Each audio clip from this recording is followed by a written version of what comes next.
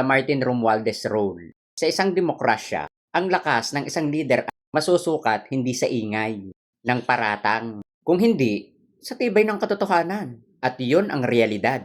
Si former Speaker Martin Romualdez ay dumaan sa masusing pagsusuri, mga investigasyon na hindi naman angkop sa katotohanan, which is kasinungalingan.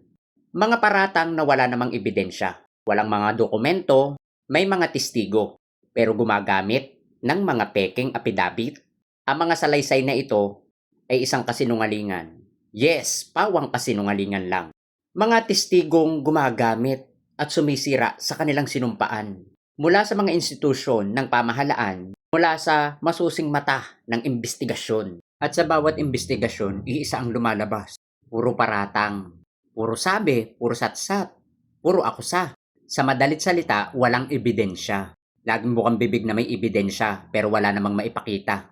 Paano natin paniniwalaan at paano natin maiintindihan yung mga ebidensya na hanggang satsat lang wala silang mailatag? Mga sinasabi nila na may ebidensya sila na nag-uugnay sa issue ng flood control, scam, o sa sinasabi nilang corrupted sa 2025 budget. Sa paulit-ulit na pagsusuri, walang lumalabas na mga reliable source na nag-uugnay talaga kay former Speaker Martin Romualdez. So, may kukonsidera ba na reliable?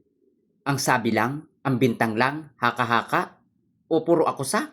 Paulit-ulit kong sinasabi, ang katotohanan ay nakabase sa tibay ng ebidensya, hindi sa tibay ng akusa. Doon lang tayo sa totoo. King Inamerm.